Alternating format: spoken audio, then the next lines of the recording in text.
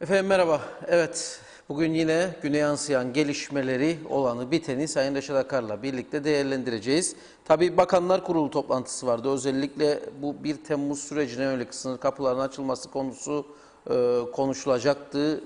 Biliyorsunuz ta ilk açıklamadan bu kararların değişebileceği ifade edilmişti. Bugün de bir açıklama bekliyorduk. Yaklaşık 4,5 saati aşkın bir süre devam etti Bakanlar Kurulu. Yeni Bakanlar Kurulumuz diyelim. Bu arada ilk kez de bir araya geldiler. Çünkü bir önceki toplantıyı hatırlayacaktır izleyicilerimiz ya da dikkatli okuyucular. Sayın Faiz Sucuoğlu katılmamıştı. İlk kez tam kadro toplandı Bakanlar Kurulu. Ve bir açıklama da yapılmadı. Alınan bir karar var mı yok mu?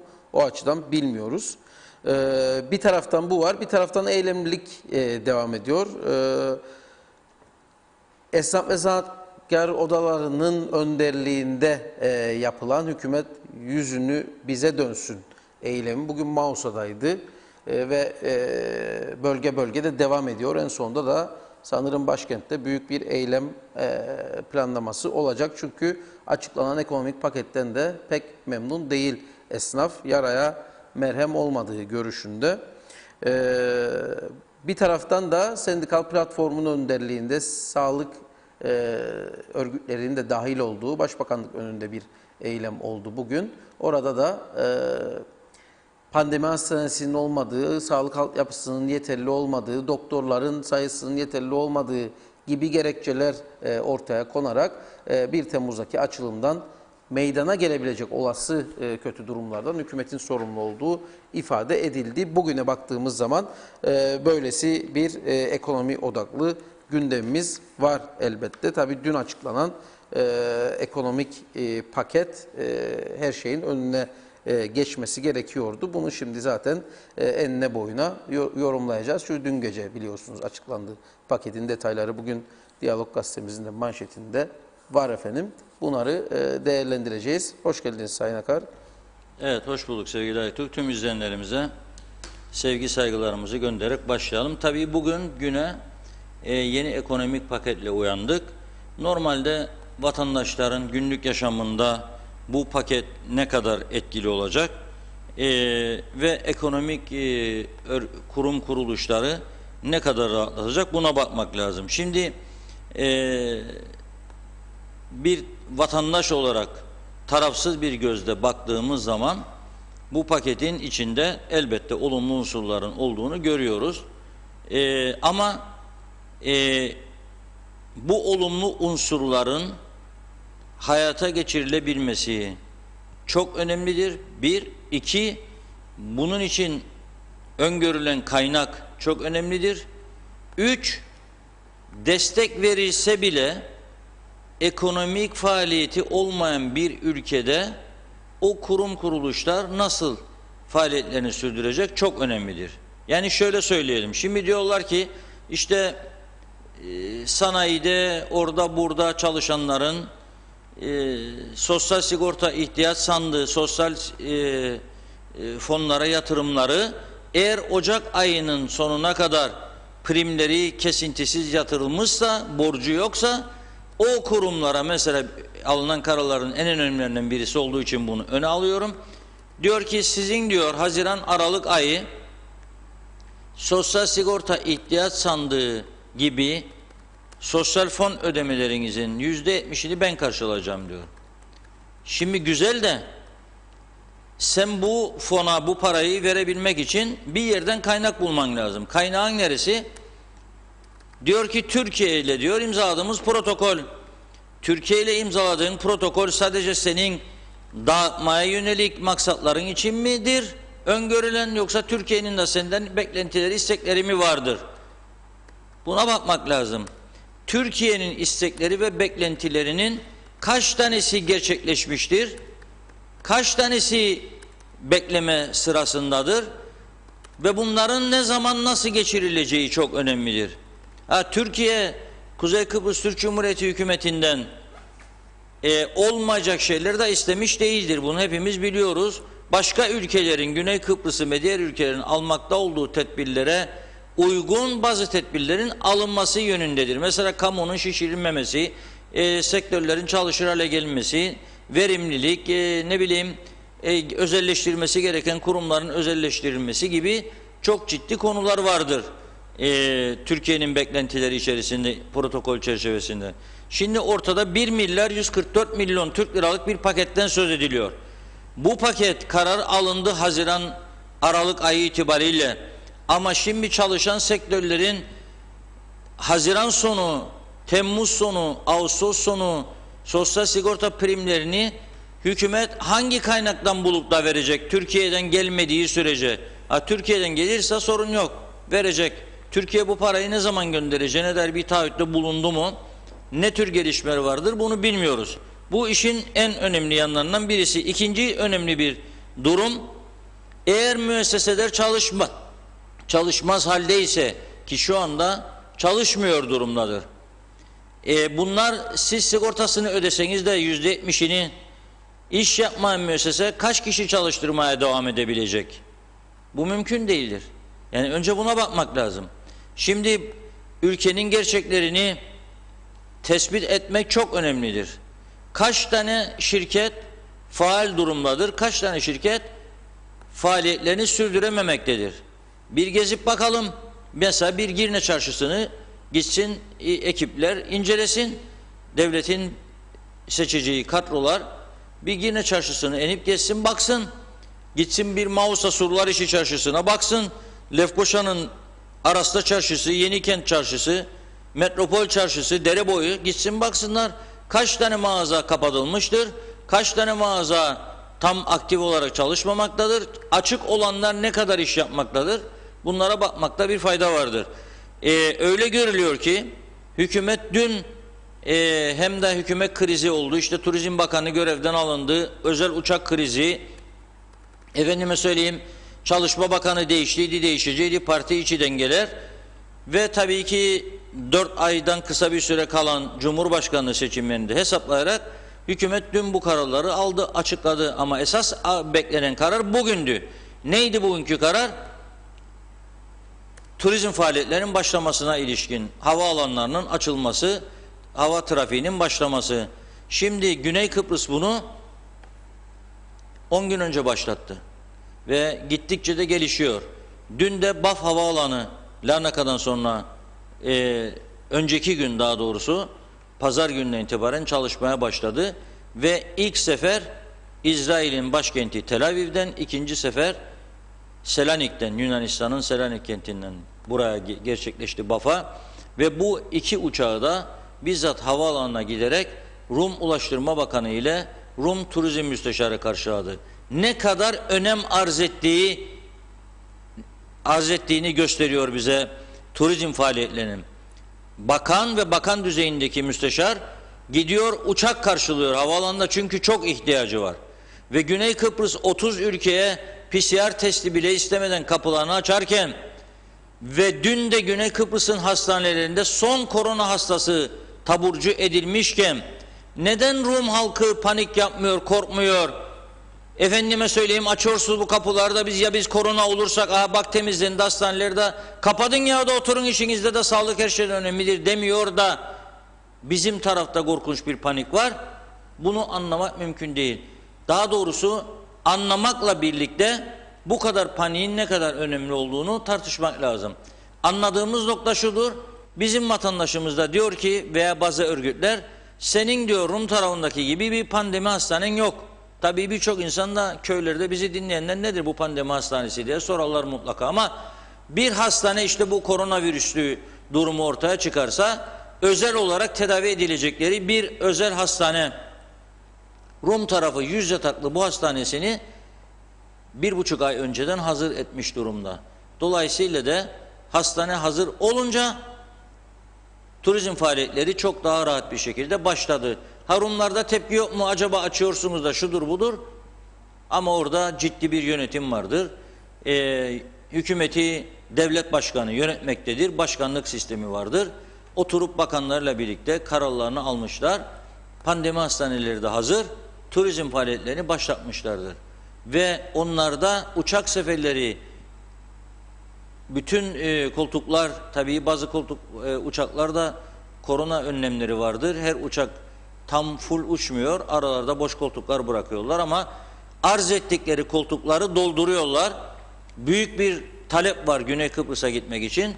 Bizim taraf ise bugün oldu hala da ayın 23'ü bugün 1 Temmuz'da açacak mı açmayacak mı, o kararını değiştirecek mi değiştirmeyecek mi, bunun kararını veremedi. Düşünün siz, onların hükümetin keyfi olacak çünkü hemen Facebook baskısından da etkileniyorlar. Facebook'lardan soru sordu mu birisi, ama görmez miyim üstümüzde kamuoyu baskısı var, yapamayız. O zaman diyeceksiniz ki bütün turizm sektörüne, biz sizi 1 Haziran'dan itibaren açtık ama biz size turist akışını sağlamıyoruz, tekrar kararınızı gözden geçirin diyeceksiniz. Onlar da kapılarını kapatacak, size de vergi vermeyecek, çalışanlarını da sizin kapınızın önüne gönderecek. Doğrusu budur. Aslında bana göre de bu saatten sonra Kuzey Kıbrıs'ın yapması gereken, Kuzey Kıbrıs'taki tüm otellerin tatile çıkmasıdır. Kapılarını kilitleyip anahtarlarını götürüp başbakanın yardımcısının önüne koyacaklar ve bu iş bitecek, temizlenecek. Başka amaçları için eylem yapanlar, hükümeti sıkıştıranlar da oh be diyecekler, bak mecbur olacak o tarafa doğru yavaş yavaş kayma. Onlar amaçlarına ulaşacak. Öteki tarafta korkar, şu ya koronacık olursam da bana bulaşmadığı da ben de olursam da ne olacaksa o da rahatlasın. Herkes rahatlasın. Yani insanlarla alay etmenin anlamı yok. Yani bütün dünya kapılarını açarken Kuzey Kıbrıs dünyadan farklı bir ülke olabilir mi? Efendim bizim pandemi hastanemiz yok. Bugün başbakanlığın önüne yürüdüğünüz gibi 15 gün 20 gün önce niye yürümediniz Sağlık Bakanlığı'nın önüne, titredesiniz ortalığı hastaneyi açsın diye? Diyalog Medya burada 2 aydan beri 3 aydan beri Lefkoşa fuar alanını gösteriyor. Oralara adam gönderdik, ekip gönderdik. Fuar alanından görüntüleri yansıttık. Boş duruyor bir alan, altyapısı hazır, en güçlü elektrik yapısı hazır, klimalar tamam, odaları tamam. Siz burayı sadece bir temizlik, yatakların yerleştirilmesi ve bazı zorunlu sağlık aletlerinin oraya yerleştirilmesiyle Güney Kıbrıs gibi 100 yatak değil 150 yataklı bile bir hastane yaratabilirsiniz. Atıl vaziyette korkunç bir yer elinizin altında duruyor. Bunu bile beceremiyorsunuz siz. Ülkeyi nasıl yöneteceksiniz? Devleti nasıl kalkındıracaksınız? Bizi nasıl ayakta tutacaksınız? Çocuklarımızı geleceğe nasıl hazırlayacaksınız? Da bir de Londra'dakiler parayı getirsinmiş de %1,5'muş ödesinmiş ilk getirdiğinde de parasını burada garantide tutsun, sormayacakmış gene nereden bulduğunu. Neyi sorma hakkın var zaten? 40 senedir 50 senedir vimpicilik yapar adam orada, taksicilik yapar, ütücülük yapar, kazandı parayı da ne hakkın var zaten sorasın eline getirdiğinde parayı da bir de sana %1,5 verecek. Kim nedir parasının garantisi? Kraliçenin garantörlüğünden çıkacak. Kimin garantisi gelecek? Ersin Bey'in garantör olduğu bankalara mı getirecek parasını da? Bir de 1,5 da bunlar hükümet önlemi olarak, ekonomik önlem olarak çıkıyor ortaya. Olacak şey değildir. Atıl vaziyette duruyor. Ondan sonra sağlık örgütleri de bu kadar zamandır uyudular. Gitmediler kapılarına eylem yapmaya veya o sendikal platform üyeleri. Şimdi tam karar alınacak bugün. Açılsın mı turizm faaliyetleri, uçaklar gelsin mi? Yok. Açarsanız korona oluruk, ölürük, vebali boynunuzadır. Kimsenin de öleceği de yok, ayrı mesele. Bütün ülkeler tedbirlerini alarak bu işi başlattıysa bizim de takip etmemiz gereken yol buydu. Ama geciktirdik, sonra sektörlerin batışını hızlandıran ve bundan da büyük ölçüde zevk alan bir hükümet var ortada. Ve bir parlamento var. Parlamentonun dünkü konuşmalarını dinlediğimizde zaten turizm sektörüne bakış açısını anlamak zor değildir. O zaman kimlerin başka kalkıp konuşması lazım? Bu sektörden ekmek yiyenler, geçimini bu sektörden sağlayanlar. Niye konuşmuyor bu insanlar? Niye herkes başını kuma soktu da oturuyor? Bir ay sonra, Temmuz ayı sonuna doğru sadece özelde çalışanlar değil, kamuda çalışanlar da hazırlansınlar, tencereler, tavalar elde. O günler kapının ardındadır. Çünkü gelir olmayınca bu giderlerin karşılanması mümkün değildir. Türkiye'de de öyle bir deli parası yok. Size burada hiçbir iş yapmayacağız biz. Hiçbir faaliyet göstermeyeceğiz. Onu adım atacağım. Vay! Bunu adım atacağım. Vay! Yok olsun da olmasın mı da işte Facebookçuklardan da yazarmış da edermiş de. Tamam kardeşim. Durdur. Durdur. Aslında Otelciler Birliği Başkanı Dima Çağener biraz önce bu stüdyolardan konuşurdu. Ben ona sormak isterdim. Siz neden görevinizi yapmıyorsunuz? Kapatın kardeşim otellerinizi tümünüz. Niye açıyorsunuz? Kapatın. O kadar insan ne olacak? Reşat Bey? Başbakanın ve yardımcısının kapısına ve parlamentonun önüne. Hepsi bulacak. Parasını ödeyecek. Parti yardımlarından ödesinler maaşlarını. Ödemeyecekler zaten. Ödemezlerse onlar sorsun hesabını. Ben soracak değilim. Ama ben görüyorum ki benim bütün halkımın, vatandaşımın geleceğini çalıyorlar. Bilinçsiz bir şekilde veya bilinçli bir şekilde çalıyorlar geleceğini. Devlet yönetmek oyuncak değildir ya. Bugün karar aldık, yaptım, yarın bozdum. Yok öyleydi, yok böyleydi. Elma dersem çık, armut dersem çıkma. Nasıl mesele? Nasıl? Böyle devlet mi yönetir ya? Aldığın kararı bir günden bir güne uygulamıyorsun. Dağılmış bugün karar alamamışlar da dağılmışlar da. Çünkü eylem vardı. Çünkü Facebook'ta da yazılar var. Okuyorlar zaten, bütün gün Facebook'ta geziyor. Geziliniyorlar. Ne oldu ondan sonra? Ne oldu? Ben ne zaman tanıtım yapacağım?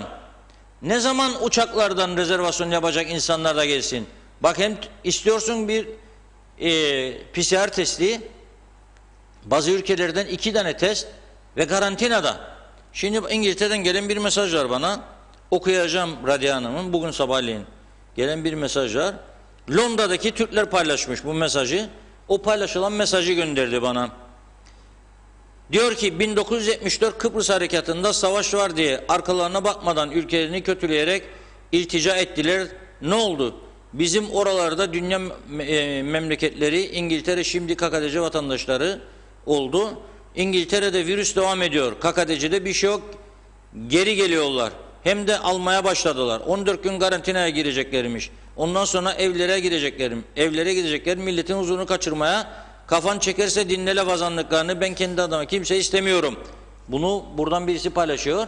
Bu da Londra'daki yaşayanlar, İngiltere'de yaşayanlar arasında geziniyor bu mesaj. Şimdi İngiltere'de yaşayan vatandaşımız da bana diyor ki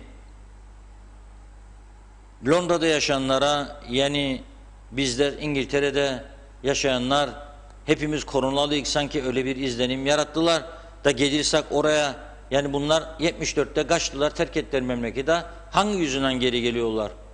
Allah Allah ya, bir de bakın Rum tarafına, İngiltere'de yaşayan Rumları geri çekmek için neler yaptıklarını okuyunuz arkadaşlar. Uyanın biraz, uyanın da sonu iyi değildir bu gidişatın. Güney Kıbrıs İngiltere'deki insanlara sattığın evinizi, getirin paranızı bankaya koyun, %5'e kadar faiz verdi bunlara 1-2 yıl öncesinde. Sonra da döndü %1 faiziyle konut kredisi verdi, alın yapın dedi, bazılarına arazi verdi, memlekete dönün ve döndü. 10 binlerce Kıbrıs Rum memleketlerine döndü. Büyük paralar taşıdılar Güney Kıbrıs'a ve bizim şimdi oradaki insanımız ne şekilde gittiğini, hangi şartlarda gittiğini, onu mu tartışacağız şimdi? Evet, zorda kaldı gitti, işsiz kaldı gitti. Hepimizin ailesinden gidenler vardır. Herkesin bu Kıbrıs'ta harekatı mı terk etti de gitti? Korktuysa o da onun sorunudur. Yani gelemez mi demektir bir daha ülkesine? Bırakın insanların gelecekleriyle böyle oynamayalım. Gelmek isterse gelsin ve buraya her gelen Kıbrıslı Türk'ün İngiltere'den buraya çok büyük katkısı vardır. Bununla görmezden gelmeyelim lütfen. Her gelen Kıbrıslı Türk beraberinde buraya para da getirir. Geldiği zaman burada harcama yapar, lokantaya gider, plajlara gider, ev kiralar, otele para öder, taksi kiralar. Ya bırakın insanlar gelsin, memleketlerinde rahat yaşasınlar, biraz buraya paraya akarsınlar, buranın da biraz yüzü gülsün. Onu istemen, bunu istemen, nasıl geçineceksin? Bir de onu söyle bana. Hangi parayla geçineceksin? Nasıl sürdüreceksin bu yaşamı? Ve bu hükümet nasıl ödeyecek bu maaşları? Ama esas önemli olan burada acınacak durumda olan bizi yönetenlerdir. O parlamentonun haline baktım dün, gene yazıklar olsun. Parasını ödemedikleri Diyanerlo Sütün Fabrikası'nda kendi kendilerine kahramanlık yapıyorlar. Ya bütün dünyada sizin orasını işgal parlamentosu diye gösteriyorlar. Önce bundan kurtul. 45 yıldır o parlamentonun parasını ödeyemez miydiniz? 13. maaşlar ödediniz siz. 63-74 maaş hakları dediniz, dağıttınız siz. 38 yaşında adamı 40 yıl üzerinden emekli çıkardınız siz. Bunlara paraları bulduğunuzda şan ve şerefimiz için neden Türkleştirmediniz? Sigara fabrikasını da orada rahat rahat meclis, parlamento görevi yapasınız. Onları hiç konuşmuyorlar.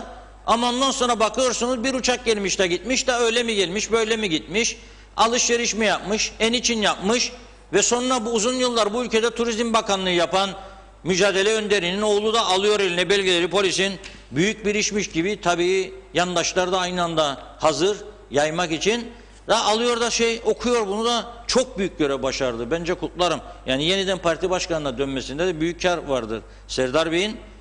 Ama helal olsun, Gülşah Sammer'e hakkını vermek lazım. Yeter artık diye bağırdım o mecliste.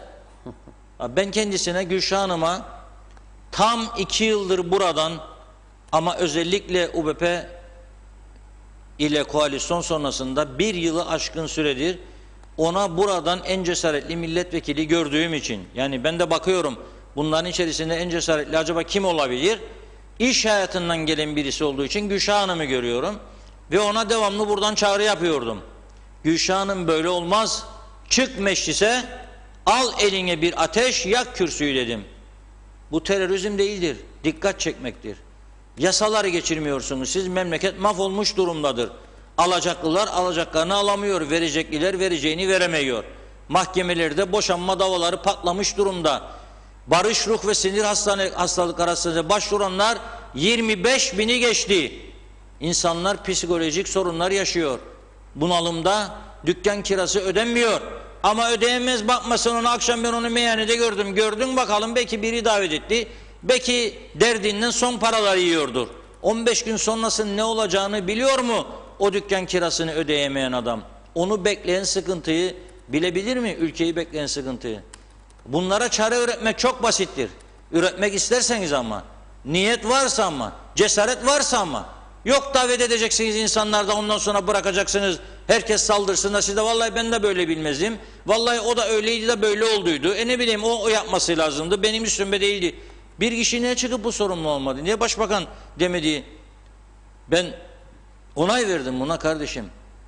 Onay verdim, özel izin verdim. Geldikten sonra ister çarşıya da gitsin, para versin, isterse gitsin dans etsin. Ben buna izin verdim diye ne cesaret almıyor. Bunun binlerce örneği var dünyada. Güney Kıbrıs Rum Yönetimi Başkanı korona vesilesiyle kaç kişiyi kendi imzasıyla cezaevinden çıkardı? Haberiniz var mı bundan, siz neler oluyor ülkelerde? Koronavirüs sonrasında Rum liderinin kaç tane mahkumu cezaevinden serbest bıraktığını biliyor musunuz? Yönetim budur, cesaret budur, işrahat budur. Cinayet işleyenleri ayırdı, uyuşturucuyu ayırdı, tecavüzleri ayırdı. Onun dışındaki basit suçlarla ilgili cezaevindeki mahkumları affetti. Bunu yaptı. Niçin yaptı? Çünkü cezaevi patlamış vaziyetteydi. Yeni cezaevi yapacak parası yoktu. Cezaevi doldurmakla da bir ülkeyi ileriye taşıyamayacağını biliyordu. Ne yaptı?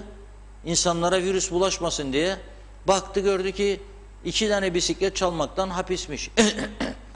Onun cezasını affetti. Baktı, gördü ki nedir? Markete girmiş, 2 tane viski almış gitmiş. Bizim cezaevinde çok var böyle yatan insan. Alabiliyor mu bu hükümet böyle bir karar? Alamaz. Çünkü 2 başlı bir hükümet var. Bir de Facebook hükümeti var. Hükümetin üstünde bir Facebook hükümeti var. Ve oradan çıkan mesajlarla yönetiliyor ülke. Onun için karar alamazlar. Bir başkanlık sistemini tartışmıyorlar bile. Ve aynı parti bak birbirine ne yapıyor? Aynı parti Girne milletvekilinin birini bakanlıktan alıyor. Öteki Girne milletvekilini de bakanlığa getiriyor. Bunun için yapıyormuş, dengeyi sağlayacakmış, balans. Her bölgeden biri bakan olacak. İlla ki ondan sonra bölgeler ayaklanmasınmış. Bölgecilik oyunlarıyla devlet mi yönetir arkadaşlar Allah aşkına? Bugünlere kadar böyle geldik. Yazık, günah değil mi? Memnun muyuz geldiğimiz düzeyden? Şunu da söyleyeceğim. O cebinde çok para olan ve bazı partileri de böyle desteklemekten artık halkın gözünde olan pehlivan durumuna gelen insanlar var. Yahu sizin paranız varsa bile huzur içinde uyuyor musunuz? Yani bankada paranız var diye. Yahut da yastık altında sakladıklarınız var diye. Yahut da dükkanın içindeki mallar 3-5 milyon sterlindir diye huzur içinde uyuyor musunuz? Söyleyin bana. Yola çıktığınızda, trafiğe çıktığınızda sağ gidip geleceğinizden emin misiniz? O yolda Girne yolunda bile, Lefkoşa Girne yolunda trafik ikaz tabelasının demir yolun içine kadar eğildiğini ve her an arabanızın üzerine vuracağını, sizi öldüreceğini görmüyor musunuz? Onun gibi yüzlerce örnek. Başbakanlık kavşağından başlayarak adanın her tarafında kopan trafik kazasında devrilen elektrik direklerinin kapılarının açıkta olduğunu ve o direkleri kimsenin yerine dikmediğini göremiyor musunuz? Vergi dairesinde memur azlığı yüzünden insanların eylem yaptığını duymuyor musunuz? Tapu dairesinin personel azlığı yüzünden gelir getirici yer çalışamadığını duymuyor musunuz? Su işleri dairesinde sokağa çıkıp tamirat yapacak teknisyenin kalmadığını, karayolları dairesinde yolları tamir edecek, trafik ikaz işaretlerini yenileyecek teknisyenin kalmadığını duymuyor musunuz? Görmüyor musunuz? Nerede yaşıyorsunuz? Burası sağırlar cenneti mi oldu arkadaşım? Hiç kimse bunları görmüyor. Hiç kimse bunlardan rahatsızlık duyduğunu belli etmiyor. Aman diyor bana dokunmasınlar da 1000 yaşasınlar. Reşat Akar konuşsun yeter. Herkesi de düşman yapsın. Televizyonun da kapatılması için hepsi birden çalışsın. Ve yalan yanlış beyanlar da göndersinler Ankara'ya. Ama konuşmazsak bu ülkede yaşamın bir anlamı kalmadı. Ben onu söyleyeyim. Konuşmazsak ve bu ülkenin yanlışlarının düzeltilmesini sağlamazsak hiçbir anlamı kalmadı yaşamın. Ve sağlık örgütlerine soruyorum. Siz koronayı aldınız ele diğer örgütlerle birlikte ki bunun içerisinde politik maksatların da olduğunu herkes biliyor. 7'den 70'e. Siz memnun musunuz yürüttüğünüz sağlık servislerinden? Acil servise gece giden adamlara doğru teşhis konduğunu bana söyleyebilir misiniz, kanıtlayabilir misiniz siz? Soruyorum. Kanıtlarsanız buyurun yarışalım. Ben de uzman doktor getireceğim. Siz de gelin karşımıza. Oturup tartışalım bakalım. Ben hasta getireceğim size hatta buraya.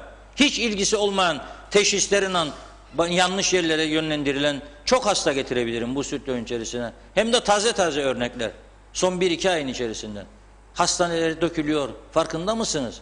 Yeterli doktor yok, uzman doktor yok, teşhis koyacak. Farkında mısınız? MR cihazınız 3 günde bir bozuluyor. Farkında mısınız? Bunlar için niye mücadele vermiyorsunuz? Niye uzman doktor getirilmesinin yolunu açmıyorsunuz bu ülkeye? Niye 5.500-6.000 lira maaşla doktor arayanlara bulamazsın arkadaş bunu uğraşma demiyorsunuz da sadece tutturduk bir pandemi. Niye gidip fuar alanının önünde eylem yapmıyorsunuz açın burayı diye? Böyle mi ülke yönetilecek? Böyle mi bu ülke düzlüğe çıkacak? Evet, biraz yorumlara bakalım o zaman. Caner Kaya, biz perişan olduk Reşat Bey. 5 aydır 1500 TL para aldım. Ben bittim. Ya 2 çocuğum var, açım. 1500 TL ne oldu otelde bir şey alamadık demiş. Kapalı olanlar için verileceği ifade edildi bu ayda yani dünkü Bakanlar Kurulu'nda. Bulursa versin. Evet yani otellere de verilecekmiş. Otelde çalışanlara da. Ama daha önce de verileceği söylendi. Bilmiyorum. Göreceğiz bakalım. Biz özel okul çalışanı olarak ne iş yeri ödedi ne de devlet ödedi diyor Mehmet Bey de.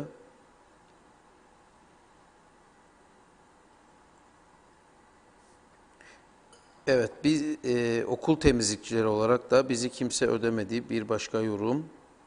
Reşat Bey siz de inanıyor musunuz paranın protokol için verildiğine? Bu para hükümet edenlere seçim yatırımı için verildi. Yalnız verilen bir para da yok onu da söyleyelim yani. Kağıt Söylüyorum. var ama. Verilen para yok. Bu benim şahsi görüşüm. Verileceğine de inanmıyorum. Bak verileceğine de inanmıyorum. Sen Mart ayında bu ülke bütün dünya gibi çökmüş olduğu dönemde Mart ve Nisan'da maaşların bir kısmını kesiyorsun. O da ne kadar? 560 milyonluk ödemede sadece 60 milyon 66 milyon kesiyorsun ve sana diyorsun düzlüğe çıktığımda vereceğim. Ve bütün bu vatandaşlar senin bu aldığın karara saygı gösteriyor. Ve bu vatandaşlar daha bu korona salgınının etkilerinin devam ettiğini hatta bizim ülkemizde şiddetlendiğini de görüyor ve böyle bir beklenti içinde de değildi. ver bana hemen bugünden, sen Haziran'ın başından bu parayı, daha 2. aydan. Ama sen durup durduğun yerde kalkıp diyorsun ki ben bu parayı veriyorum. Nasıl veriyorsun? Borçlanmaya çıkarak. Olmayan devlet garantisini veriyorsun. Devlet garantisi ne demektir? Senin petrol rezervlerin vardır. O rezervlerin bir kısmını bankaya garanti edersin. O da satar, petrolü ödemezsen parayı alır. Altın rezervlerin vardır. Onu garanti gösterirsin. Senin hiçbir şeyin yoktur. Sen neyi gerekçe gösterirsin? Neyi garanti olarak, devlet olarak gösterip borçlanıyorsun? Ve hiç kimse de senden bu parayı istememişken sen bunlara veriyorsun. Öte taraftan da 5 ayda sadece 1500 alan insanlar var. Açlığa mahkum edilmiş, iş yok, güç yok. Gittikçe elindeki parada erimiş durumda. Neye gideceğini, ne yapacağını bilmez durumda insanlar. Da bunu Türkiye görmüyor sanki. Sabah uyandığında Büyükelçi herhalde ciddi bir ateş yükselmesiyle karşılaştı herhalde. Okuduğunda bu haberi 66 milyonu daha diyor bugün diye dediğinde Maliye Bakanı. Maliye Bakanı da ilginç bir açıklama yaptı o gün. Sayın Başbakan'ın talimatlarıyla dedi 66 milyonu yarın ödüyoruz dedi. 2 satırlık bir açıklama. Yani demek istedi ki bu benim kararım değil, Başbakan'ın kararıdır. Alan memnun, satan memnun. Kamu görevlisi olacağım ben. Da bana diyecek ki al parayı. Da ben ona yok istemem mi diyeceğim, alacağım. Ama öteki vatandaşlar bu ülkenin ezici çoğunluğu özel sektörde çalışan. Onları üvey evlat yaptılar 45 yıldır. Ve özel olmadan hayat olmayacağını bile bile. Bu insanlar ne yapacak? Sektörlerin tamamı durmuştur, ha görüyoruz. Ve benim bildiğim ekonomik örgütler Başbakan'a bir de başka teklif yaptılar. Bir ay kadar önce ya 2 ay önce. Dediler ki bir tane sıkıntıda olan hastaneyi biz satın alalım. Bize kredi verin devletten. Alalım biz satın alalım burayı. Pandemi hastanesi yapalım. Verelim sizin emrinize Sağlık Bakanlığı kirasını ödeyerek kullansın. Ona da cevap alamadılar. Çare üretme diye bir şey yoktur. İşraat anlayışı. Tamamen popülizm üzerine kamuya yönelik, kamuyu mutlu edecek şekilde 45 yılın aynı siyaseti döne gidiyor. Ve bu gittikçe de bu şekilde battığını da bu ülkenin görmek istemiyorlar. Tamamen batmış bir ülke ya, her tarafından batmış. Görmek istemiyorlar. Ne demek 25-30 bin tane alacak verecek davası? Küçücük bir ülkede 30 bin alacak verecek davası ne demek? 25 bin tane psikolojik hasta ne demek? Bu kadarcık küçük bir ülkede.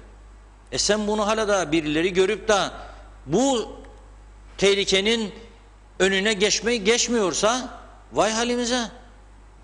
Vay halimize. Vatandaşlar olarak da uyanmalı artık. Kamu özel kavgasını, ayrıcalıklarını kendi aramızda kaldırmalıyız. Dayanışmayı artırmalıyız. Çünkü yarın bunun ucu tüm vatandaşlara uzanacak. Zannetmeyelim birisi gökten bize para atacak zembiliyle de bu devam edecek bu hayat. Yoktur böyle bir şey.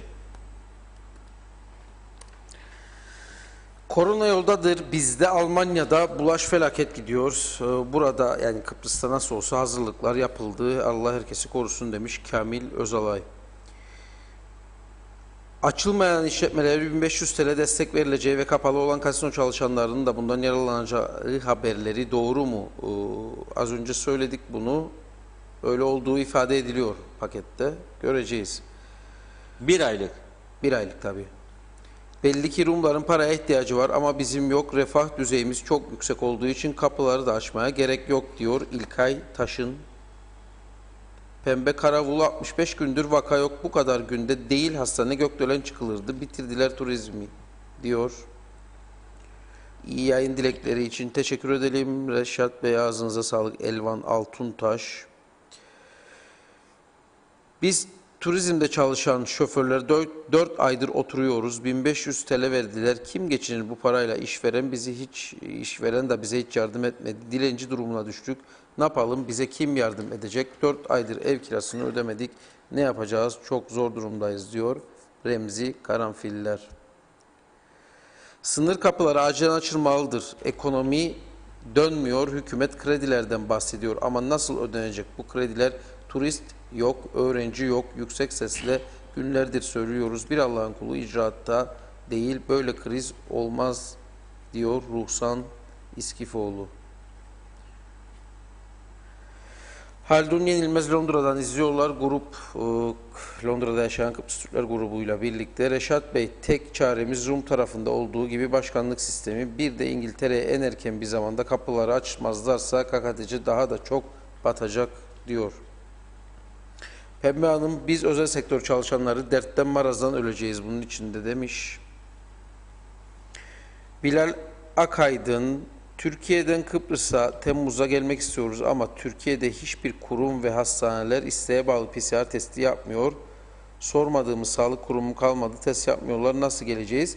Bazı sağlık kurumları yapıyor. Yani bununla ilgili otellerimiz duyurular yaptı. Bilal Bey şimdi hazır değil önümde. Biraz sonra söylerim size. Emir Ali Tatlıdil, 3 ayda halkına 1500 lirayı mübah gören ve bazılarına onu da vermeyen bir devlet 1 milyar küsur lirayı nereden bulacak, nasıl dağıtacak? Sadece laf, icraat yok. 20 Mayıs'ta açılan restoranlara ikinci 1500'ler ödenmeyecek. Ama Çalışma Bakanı daha önce televizyonda baz alarak 15 Mart alınacak ve 15 Nisan ile 15 Mayıs tarihleri arasında 2 defa ödeme yapılacak dedi. O da hikaye çıktı. Tabii 20'sinde açıldı restoranlar.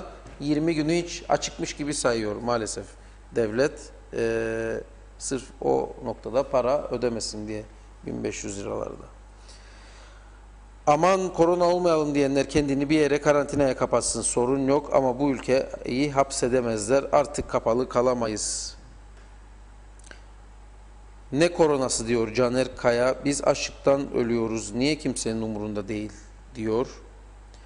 Kamil Bey Almanya'dan devam ediyor örnek vermeye. Burada spor salonları sahaları bir saatte burada spor salonları sahaları bir saatte pandemi hastanesine çevrildi diyor. Altyapı pandemi hastanesi, ilaç, araç, gereç tam olsa kimse kapalı kalmasını istemezdi ama sadece lafazanlık, biri başka söylüyor, öteki ayrı söylüyor. Güven yok demiş Engin Sedat. Pandemi hastanesi açıldığında da bu ülkenin ekonomik açıdan çökmesini isteyenler başka mazeret bulacaklar. Hiç onda şüphem yok yani.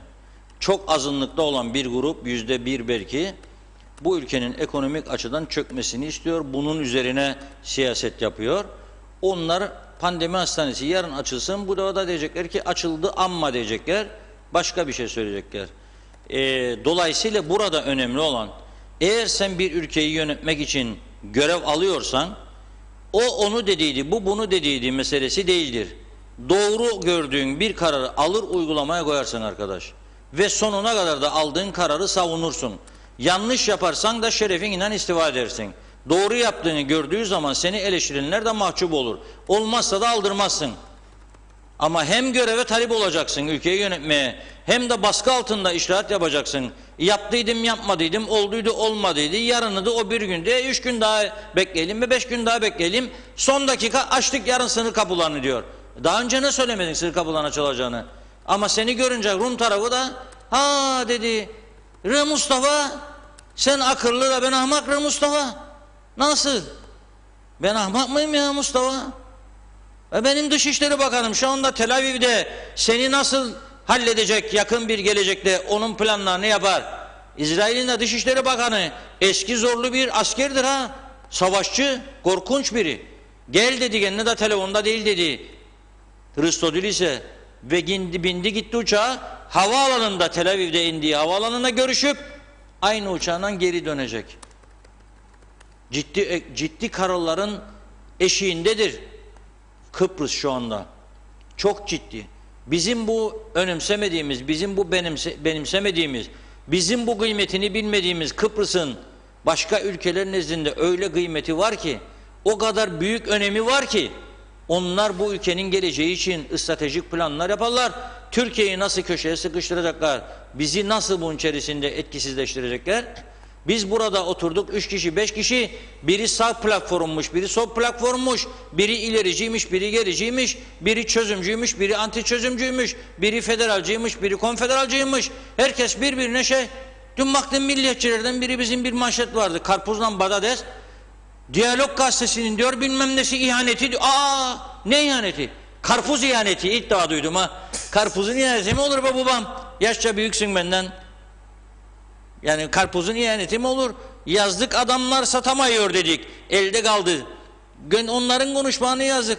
Ondan sonra bakarım altında da der beni yani diyalog yani suçladı altına.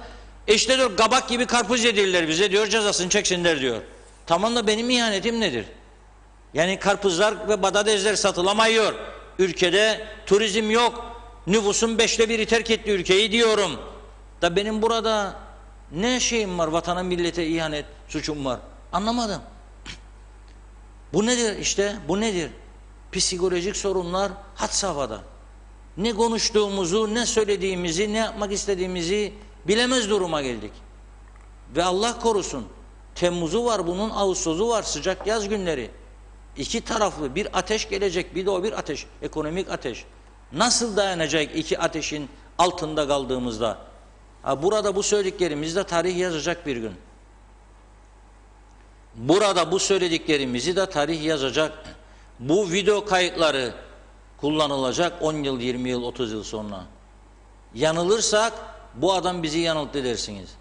Ama burada medyumluk yapmaya gerek yok. Görünen köyde kılavuz istemez. Birçok çevreyle de görüşmelerimiz var. Dinlediğimiz insanlar var. Aldığımız bilgiler var. İyice takip ediyoruz bütün olanı biteni çevremizde ve görüyoruz.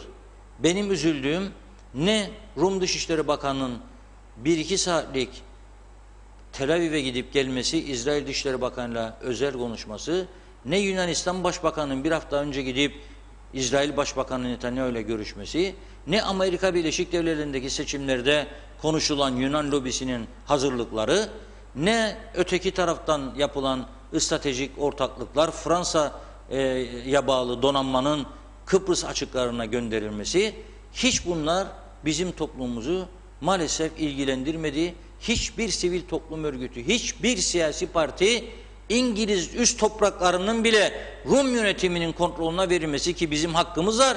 Kıbrıs'ı Türkler olarak, Türkiye'nin hakkı var garantörlük olarak.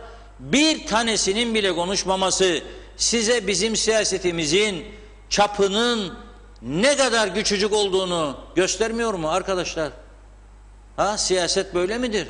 Bir ülke siyaseti bu mudur? Sadece işte birbirini ve bir uçak krizini 15 gün konuşuyorsunuz hem neymiş de gelmiş de paramış bıraktıysa çarşıyaymış. Suç mu olmuşmuş bu? Suçtur para bırakırsa. Ama olmaz diyor ötekilerin diyor 14 gün soktuğunuzda bunları sokacaktınız diyor.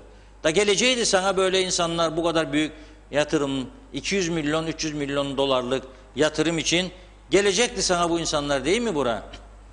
Da senin keyfine göre karantinaya girecek 14 gün. Birazcık insaf denen bir şey var ya. Ama maalesef meclisin yapısı bu. Halkı alıştırdıkları yönetim anlayışı bu. Bizim idare şeklimiz bu. Böyle bir durumda ne kadar umutlanabiliriz acaba gelecek için? Ne kadar umutlanabiliriz gelecek için? Bunu düşünmemiz lazım. Ve sınır kapıları. Sınır kapılarının açılmasına bizim Rumlardan çok daha fazla ihtiyacımız vardır. Bugün Dimağ Bey'in katıldığı programda Aras'ta esnafı bağlandı ve konuştu. Açtığımız gibi kapattık diyorlar dükkanı. Neden? Çünkü bir tane müşteri girmiyor içeri. Elektrik parası 1500 lira ayda diyor. Ben niye 1500 lirayı vereyim? Müşteri yok, bir şey yok. Personel de duruyor, çalıştırılmıyor. İş sahibi de kapatıyor, gidip evinde oturuyor. Hadi yastığın altında varsa bir miktar para ya bankada kullanacak 3 ay 5 ay. Olmayan ne yapacak? Olmayan ne yapacak? Bunları düşünmek lazım. Ve 2 gündür söylüyorum, bugün tekrarlamak istiyorum. Sınır kapılarından geçişlerin normal düzeye gelmesi için Cumhurbaşkanımızın Rum lideriyle derhal konuşması ve gerek Kıbrıs Rumlardan gerekse Kıbrıslı Türklerden her 3 günde bir PCR testi isteyen bu kararının değiştirilmesi lazım. Birleşmiş Milletler'e şikayet etmek lazım. Birleşmiş Milletler Avrupa Birliği'ne bu konuyu iletmek lazım. 3 günde bir PCR yapacak halimiz yoktur. Buna verecek paramız da yoktur. Buna parayı veren insanın aklı da yoktur. Onun için bugün Rum gazetelerine bakıyorum sınır kapılarıyla ilgili. İsterseniz araya gireyim, şeyi söyleyeyim. Sayın Cumhurbaşkanı bir açıklama yaptı. Biz tam herhalde görmediniz onu girerken programa. Bu konularla ilgili biraz hükümeti suçluyor. Yani Cumhurbaşkanı'nın tamamen dışlamakla sınır kapılarıyla ilgili alınan kararlarda Cumhurbaşkanlığını dışlıyor. Seçim atmosferi içinde Cumhurbaşkanlığını dışlamak için yapılan tüm bu yanlışlar toplumumuza zarar veren bir noktaya gelmiştir diyor. Çok doğru söyledi. Cumhurbaşkanını dışlayarak aslında Cumhurbaşkanına puan kazandırıyorlar. Yani bunu da kimisi akıl hocası Tatar Bey'in ve Kudret Bey'in o akıl hocalarının uzmanlık alanlarından şüphelenmek lazım. Yetersizdir uzmanlıkları daha doğrusu demektir. Çünkü Kıbrıs Türk halkı mağdur olanın yanındadır daima. Siz Cumhurbaşkanı yetkilerini ona kullandırmak istemezseniz Cumhurbaşkanı'na daha fazla güç katarsınız. Ve tabii ki halk da bunun zararını görür. Cumhurbaşkanı bugüne kadar Rumileriyle konuşmuş olsaydı, kapıların açılmasından önce Cumhurbaşkanı'ndan yangınlarda olduğu gibi yardım isteseydi, konuşarak bu sorunu çözebilirdi. Ve bugün bu hiç olmazsa Aras'ta çarşısı, ne bileyim Mausa'da Surlar-içi çarşısı, ne bileyim Lefkoşa'nın Yenikent çarşısı, Metehan çarşısı daha fazla moral bulurdu ve iş yapmaya başlardı, çark dönmeye başlardı. Akaryakıt bayileri çalışırdı. Akaryakıttan devletin sağladığı gelirleri bile hesap edemeyecek durumdadırlar. Her 100 Türk liradan 80-85 lirasının Fiyat İstikrar Fonu adı altında devletin kasasına gittiğini unutmuş durumdadırlar. Ne yapalım yavrum açmaz bize işte bunu ister demekle olmaz. Biz istemeyik, biz bir defa isteyeceğiz. Olmaz. Sen bir defa istiyorsun ama o karşıda 3 günde bir istiyorsa sen onunla anlaşman lazım. İkincisi biz 5 kapı açtık. Ne diyor bugün Rum gazetesi? Aklınca diyor bizimle kapılarına oynar diyor. Art niyetli diller diyor. Onlar da bize. Niçin? Çünkü Rumların esas istediği kapıları biz açmıyoruz. Bak ne diyor? Aşağı Pirgo, Yeşilırmak sınır kapısını açacağını açıkladı fakat kapagacı bunu kapalı tutuyor diyor. Rum tarafı açacağını söyledi. Neden bu kapalı Pirgo kapısının açılmasını istiyorlar?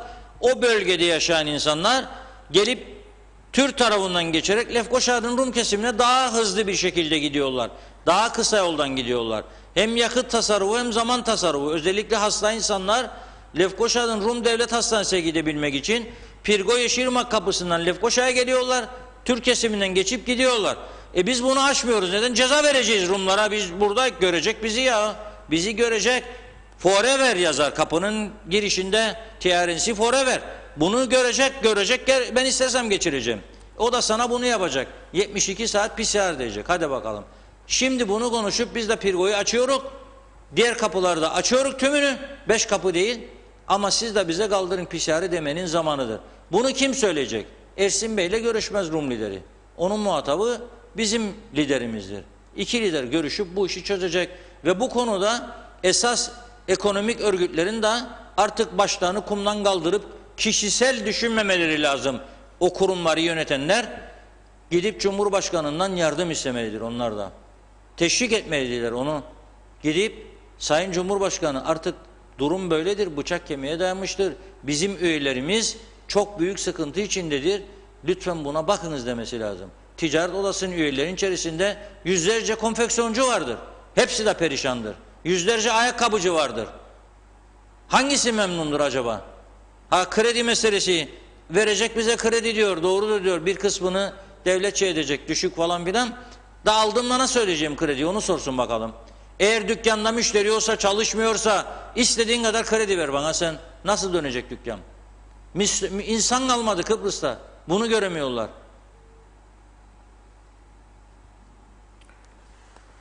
Evet, devam edelim.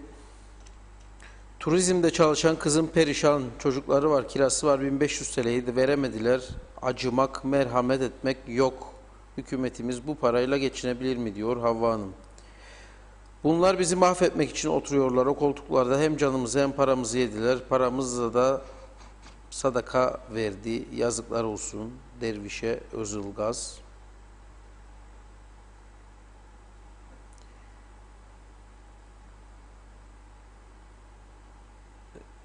Sayın Akar, bu anlattığınız, yani bu ülkede kimseyi istemeyenler burayı çiftlik gibi görürler. Kazanımlarını paylaşmak istemezler, kaybetmekten korkarlar diyor çiftçi Vokolida.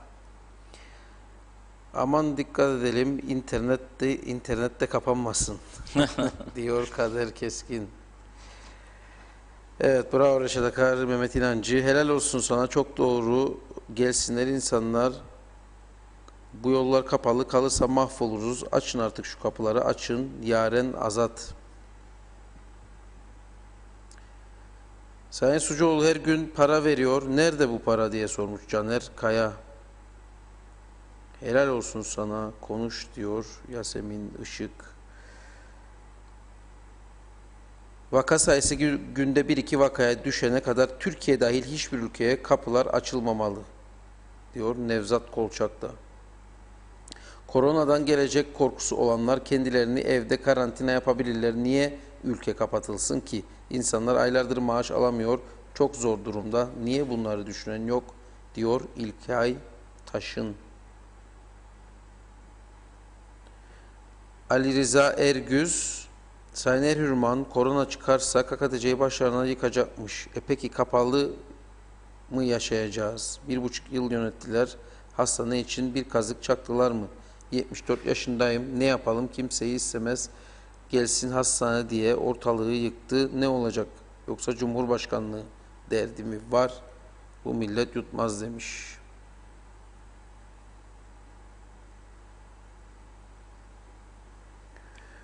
Daha Evet. Türkiye'den para gelmeden bunlar dağıtım yapmayı düşünüyorlar diyor Kıymet Avaroğlu da. Londralı Türkleri istemiyorlar Reşat Bey. Bizleri hep virüsü ilan ettiler. Maalesef çok acı, kendi vatandaşlarımız bizleri hepten gözden çıkardılar. Bilmiyorlar ki bu virüs herkesi bulacak. Tıpkı grip ve nezle gibi. Safiye Hüseyin. Doğru, bak Londra'dan İsmail Adem Bey yazıyor bana. Diyor ki sizi dinledikçe diyor biraz içim rahatlıyor diyor. Gelemiyorum memleketime diyor KKTC'ye, istemiyorlar bizi diyor.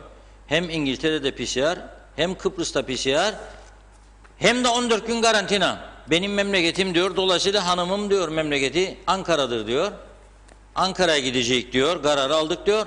Oradan da diyor ki bu yazan İsmail Adem Bey çok milliyetçi bir şahıs olarak bilinir. Ve diyor ki oradan da diyor düşünürüm diyor, artık gideyim diyor Rum tarafına yerleşeyim, orada yaşayayım. Çünkü ben Kıbrıs'ımı isterim diyor, severim diyor. Bizi diyor buna mı çeviriyorlar diyor. Evet, çok haklı. Ama Rum tarafına gidip yaşamak değildir çözüm. Çözüm kendi ülkemizi, kendi bölgemizi güçlendirmek, iyi duruma getirmektir. Kıbrıs Türk halkı ve burada yaşayan herkes daha iyi bir hayat şartını hak ediyor bence. Mustafa Bazıbağlı Bey de diyor ki 37 yılda diyor 34 kez hükümet değişikliği oldu bu ülkede diyor. Her kurulan hükümetin yeni ömrü diyor 15-18 ay sürdü. Bu durumda bu ülkenin kalkınması nasıl beklenir soruyorum diyor. Doğrudur. Öteki hükümet bundan önceki mesela son iki hükümeti konuşalım. 16 ayda gitti. Şimdiki hükümet daha 13. aydadır. Allah bilir kaç ay daha gidecek. Turizm Bakanı'nı görevden aldılar. Dün akşam dinledim. Turizm Bakanı varsa diyor suçum diyor. Bana diyor her türlü cezayı versinler. Suçum yoktur diyor. Bu böyle kalmaz. Benim gururumla oynadılar diyor. O bir taraftan Aytaç Çağlıda Bey bakanlığı gitti geldi. Kendisine de bakan oldun Aytaç Bey hazırlan dediler. O da bütün yakın arkadaşlarına dedi ki hadi dedi bakan olduk dedi. Bir saat sonra baktı ki veto edildiğini öğrendi. O da bozuk çalıyor. Çalışma Bakanı Faiz Sucuoğlu Bey bir anda görevden alınacağını duydu. O ciddi bir tepkiye girdi. Neyse ama iyi ki tepkisi 2 günde yumuşadı yani Faiz Bey'in. Çünkü karar vereceğim belliydi. Pazartesi dün de kararı verdi. Vatan ve milletin geleceği için görevine devam etmesi gerektiğini düşünerek devam ediyor görevine. Kolay değil. Ama bir taraftan da geçen hafta açıkladım. Rum tarafındaki Enerji Bakanı ki Güney Kıbrıs'ın son 7 yılda en başarılı bakanı olarak biliniyor. Lakotripidis enerji konusunda yaptığı girişimler, aldığı başarılı sonuçlar çok çok önemli ve adam diyor ki 7,5 yıl oldu diyor. Ben diyor bu koltukta otururum. Artık diyor bu verdiğim faydanın üstünde daha fazla bir fayda veremeyeceğime inanıyorum diyor ve görevden affımı rica ediyorum. Kendi işime döneceğim diyor. Kolay mı ya, bizim tarafta bakanlık koltuğunu bırakacak birisi, birbirlerini parçalarlar. Parti içinde silahlar çekildi. Bakanı olacak olmayacak diye. Olacak şey değil. Onun için ben yani 2 tane çare var. Birinci çare sistemi değiştirmektir. Yapmıyorlar ve yapmayacaklar. Bunu bilelim, olmayacak. İkinci çare de oturup mecliste karar alacaklar. 5 yıllık süre içerisinde 50 milletvekilin tümü de bakan olacak. Yani 4 yıllık süredir pardon. 4 yılın içinde bakan olmayan kalmayacak. Tüm milletvekilleri dönüşümlü olarak bakanlık yapacak. Mesela atıyorum işte Aytaç Bey Çalışma Bakanı olacak 10 ay. 10 ay dinlenecek. 10 ay sonra bu defa İçişleri Bakanı olacak. Dinlenecek. Bu defa gelecek Sağlık Bakanı olacak.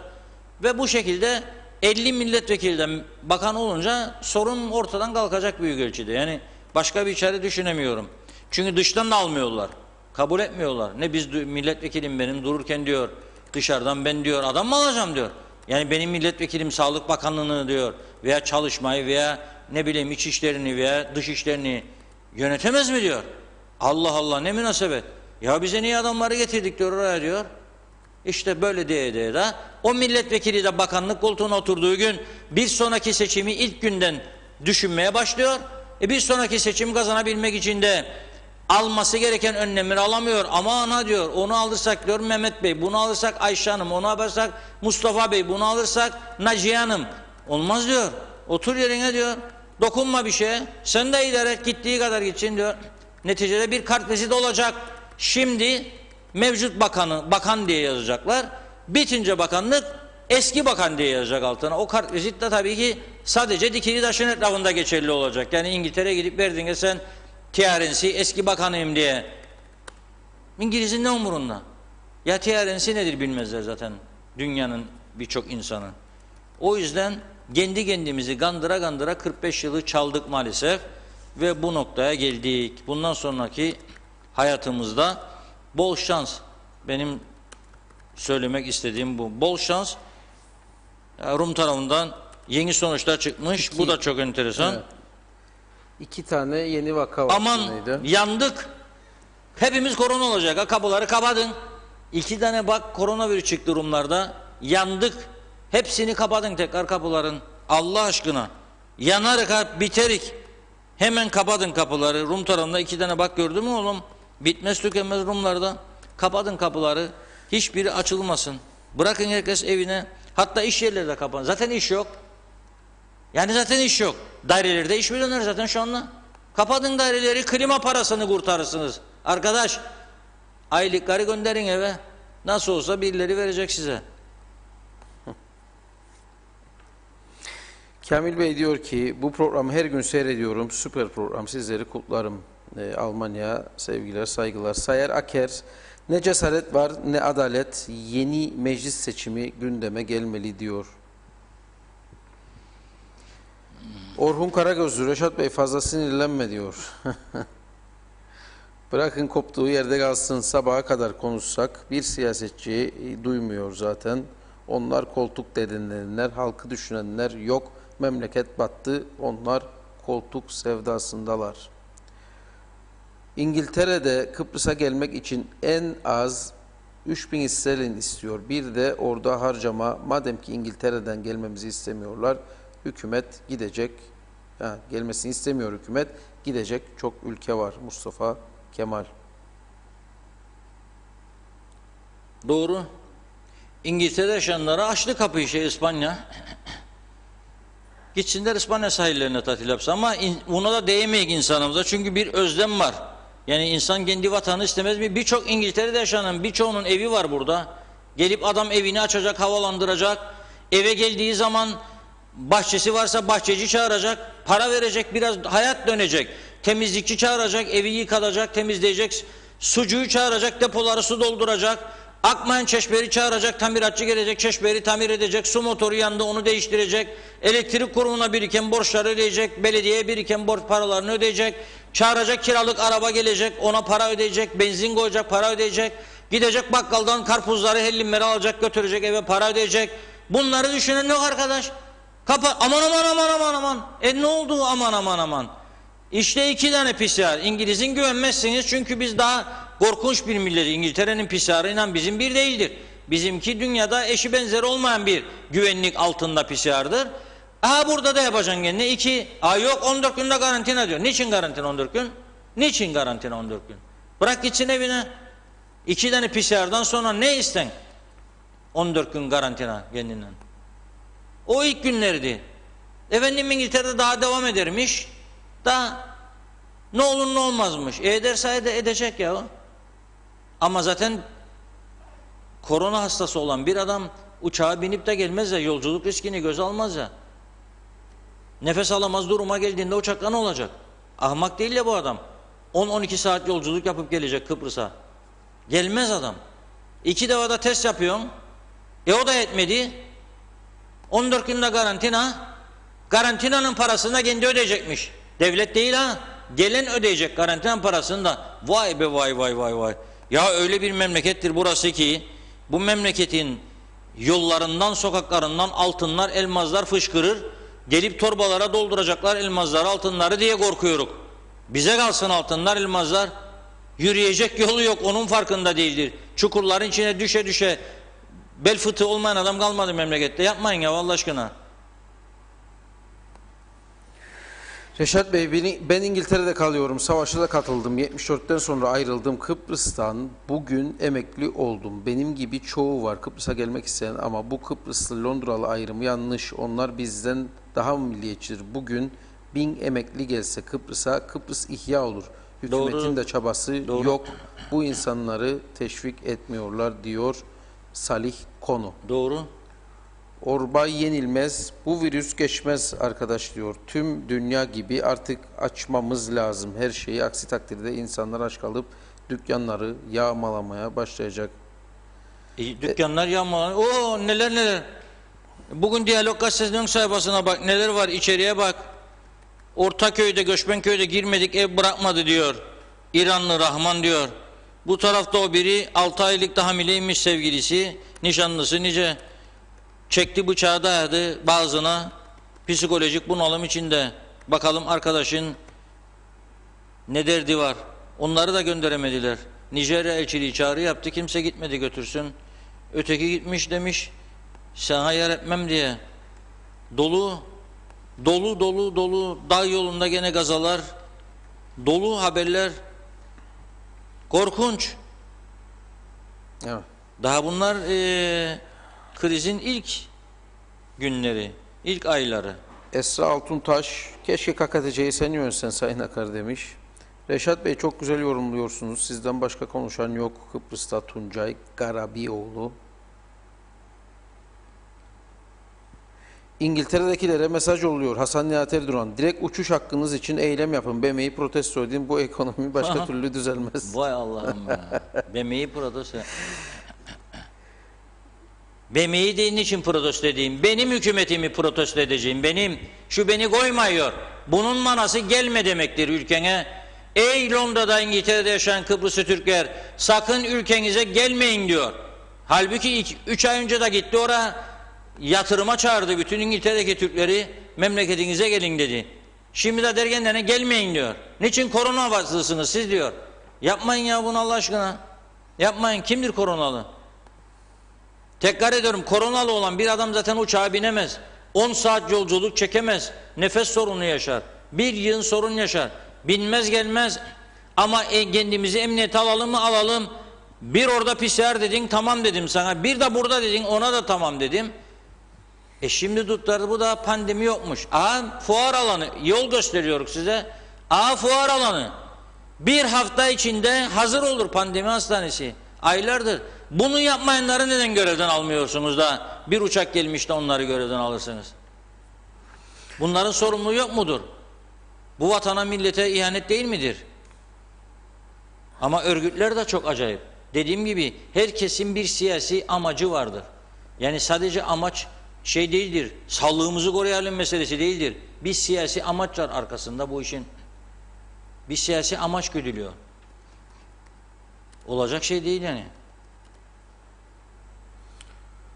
Evet, Eral Kara, duymadım, görmedim, bilmem, ver yiyeyim, ört üşümeyim hükümeti bunlar. Dünyanın hiçbir yerinde böyle yönetim yok. TC Mirzalı, iyi yayınlar. Dün sabah Meclis TV'yi seyrediyorum. Gerçekten trajikomik. Meclis Başkanı önerge okuyor. Kabul edenler, etmeyenler soruyor. İki milletvekili el kaldırıyor. Başkan önerge kabul edildi, onayı veriyor. Mehmet İnancı, aldılar mazlumların ahını çıkacak aheste aheste, aç insanları düşünen yok, Allah onlara yemez demiş.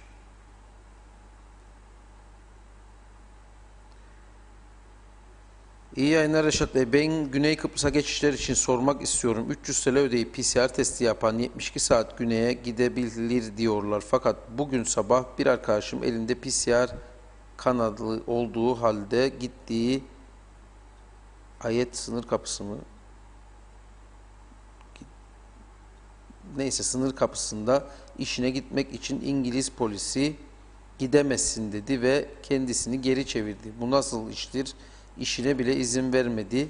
Nasıl başkasına ziyaret veya gezmek için izin verilecek? Ayrıca bu PCR testi yalnız Lefkoşa'da mı yapılıyor?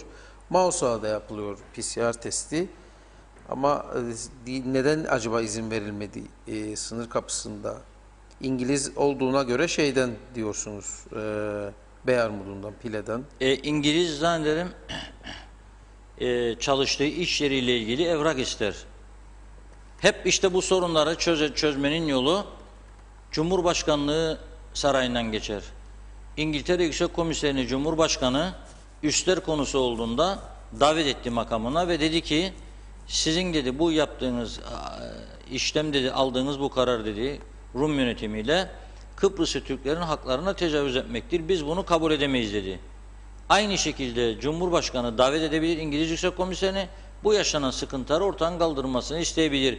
Aynı şekilde Cumhurbaşkanı hükümet dayanışma içinde götürseydi bugüne kadar açıp Rum tarafına telefonu, Rum liderine biz bu sınır kapılarını nasıl birleştirecek bu Kıbrıs'ı, ey Nikos demesi lazım benden, nasıl birleştirecek?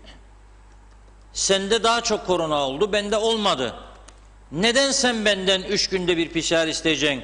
Yahut da senin vatandaşlarına ben kapımı açıyorum madem korkmuyorum. Sen neden onlardan 3 günde bir PCR isteyeceksin diye sorması lazım. Bir Kıbrıs Rum düşün. Gelecek benzin doldursun arabasında, kurtarsın 8 euro 7 euro. Ona diyecek ki 50 euro ödeyeceksin sen PCR testi için. Ödeyecek adam 50 euro. Ne yapmaya gelsin Türk tarafına? Taşına toprağına bahsedilir. Türk tarafının neyini gelip görecek? Gelmez.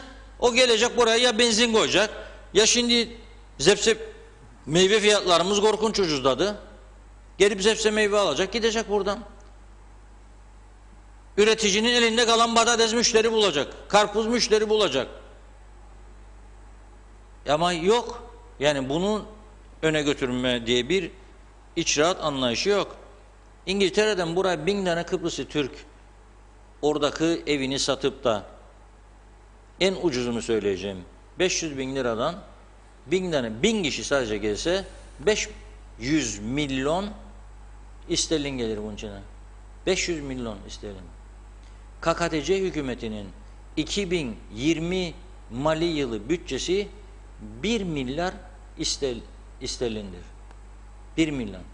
1000 Kıbrıslı Türk sadece 500 binden gelse evini satıp senin bir yıllık bütçenin yarısını sana ülkeye taşımış olur. Ha iyi bir yönetim olursa burada telefon, elektrik hizmetleri hızlandırılsa, su hizmetleri hızlandırılsa, yollar bakımlı olsa, karayolları düzenlense, çoğu insan gelip burada evlatlarını kaybetmek istemediği için gelmiyor, trafikten korktuğu için de gelmiyor yaşlar. Çoğu insan hastanelerimize güvenmiyor, doğru dürüst sağlık hizmetlerinin olmadığı için gelmiyor.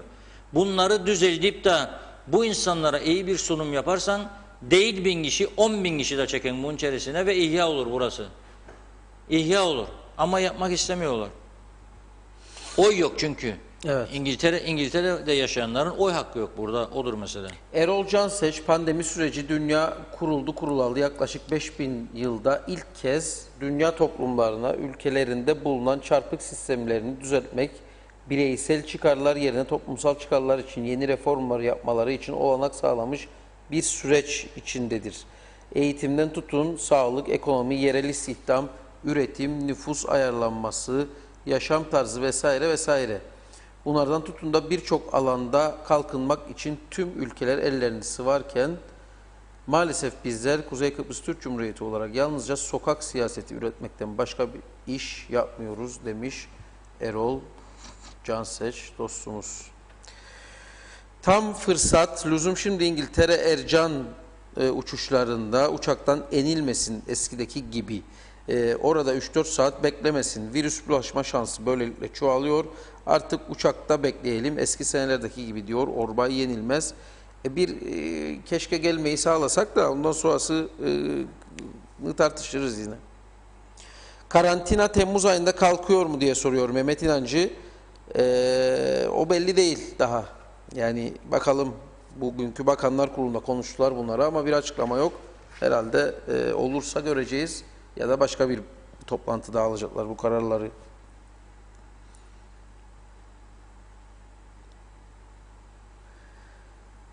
Oğuz Bolatçıoğlu, Reşat Bey Amerika'dan beter olacağız galiba demiş. Vasfi Kovancı, Reşat Bey bu halk nerede hata yaptı diye sormuş. Banka kredi ertelemeleri 3 ay daha uzatılmalı. Hiç kimse ödeyemez. Erteleme 3 ay daha uzatılmak zorunda diyor Hülya Yüce. Bu halk nerede yanlış yaptı? Hemen cevabını vereyim. Bu halk yanlış bu siyaset sisteminin peşinden gitti. Bu halk bu yanlış siyaset sisteminin peşinden giderek siyasileri bugün iş yapamaz duruma gelmelerine yardımcı oldu. Vatandaş nerede hata yaptı? Vatandaş kendi arasına kendini ikiye ayırmaya çalışanlara fırsat tanıdı. Asil evlatlar, kamuda çalışanlar, üvey evlatlar, özelde çalışanlar. Halkın yaptığı yanlışlar bunlardır. Bu ülkede halk zorla da sistemi değiştiremez, o ayrı mesele. Ama tepkisini ortaya koyabilir. Bütün dünyada yaşananlara bakalım. Fransa'da sarı yelekliler aylarca gitti. Amerika'ya bakalım. Bir siyahinin öldürülmesi sonrasında yaşanan olaylara bakalım. Her şeye rağmen Türkiye'ye bakalım. Dün avukatlar yürüdü. Bugün baro başkanları yürüdü. Her şeye rağmen. Kolay olmamasına rağmen. Bakalım dünyada neler oldu. Bir yığın ülkede bizim halkımızdan ne vardır? Hangi konuda halkımız başını kaldırdı? Yok. Halkın sorunu bence seçtiklerine hesap soramamadır en büyük halkın yanlışı. Seçtiklerine hesap soramama. Evet. Çok sayıda yorum var ama artık bitirmemiz gerekiyor. Çoğunu okuyamadım bugün. Bayağı yorum geldi. Özür dileyim. Metin Maraşalı'yı okuyayım son. İngiltere'de kimse evini satıp gelmez çünkü zamanında o hata yapıldı. Dolandırılıp geri kaçtılar. Böyle hatayı kimse yapmaz. Dedim yani bu şartlar altında dahil. Yapmazlar. Bu şartlar altında yapmaz. Ben de yapmam yani. Ama dedim ki eğer bu ülke ihtiyaçlarını karşılarsa herkesin, yoksa da oradakilerin, burada esas zaten senin ülken için yapacaksın bunu. Burada yaşayanın hakkı yok mudur? Yani şimdi açık konuşalım. Kapılar açık olsa birçok insan sağlık sorunu çözmek için güneye gidecek. Kandırmayalım kendi kendimizi. 2003'te kapılar açıldıktan sonra ve ilk yıllarda Rum hastaneleri bizim için de bedava olduğu dönemde binlerle insan gitti. Çıktı da gazetelerde de çıktı. Kendi aramızda konuşmalar da yapıldı. En milliyetçi TMT'nin ön saflarına onlar da gitmek zorunda kaldı. Çünkü candır bu, can. Mecbur kalır insan gider. Peki biz bunları niçin sorgulamadık? Niçin bizi buna muhtaç ediyorlar diye. Yurt dışında yaşayan ve gerçekten çok başarılı olan sağlık uzmanlarımız, doktorlarımız var. Niçin bunların bu ülkeye gelmediğini sorgulamadık? Niçin bunların dönüşüne imkan sağlamadık? Neden? Çünkü burada yaratılan sistem ve sendikalarla yürütülen dirsek temasları Buna izin vermedi. Gelecek adam, ne münasebet gelecek, ben burada 10 bin lira alırken de o alacak 50 bin lira. Vereceksin arkadaşım 50 bin lirayı. Vereceksin 50 bin lira. Eğer iyi bir kalp doktoruysa, kalp cerrahıysa 50 bini de vereceksin, 100 bini de vereceksin. Kendi toplumun geleceğidir bu. Ha vermezsen o zaman kendi insanına doğru dürüst sağlık hizmeti sunamayacaksın. Güven veremeyeceksin. Bak ne diyorum, kapılar açık olsa çok insan gidecek. Çok ciddi sıkıntılar var insanlarda. Konuşamıyor birçok insan. Evinde kalp sorunu, kanser hastalığı yaşayan. Her evde bir kanser hastası var. Konuşamıyor ama insanlar artık bunu. O kadar usandılar, artık konuşsa bir şey değişmeyecek. Evet. YouTube'dan da yorumumuz var. Onları okuyalım ve bitirelim. Kıbrıs'ın tek bir kazanı var. O da kamu. Ama hiç merak etmesinler. Kamuda görecek 2 ay sonra bu kadar ayrımcılık yapan bir başka devlet daha dünya üzerinde yok. Engin Karagöz. Emine Kara Mehmet de iyi ki varsınız. Günlük konular doğru konuşuyorsunuz. Size teşekkürler. Hep bunlar boş teneke hükümet demiş. Evet, bugün adına teşekkür ederim tüm katkı koyanlar için. Çok özür dilerim okuyamadığım yorumları da. Yine yarın devam edeceğiz tabii bunları konuşmaya. Yine sizlerden gelen yorumları aktarmaya. Bakalım daha iyi istemeye, aramaya devam diyelim. Herkese mutlu, huzurlu günler dilerim. Tekrar görüşmek üzere.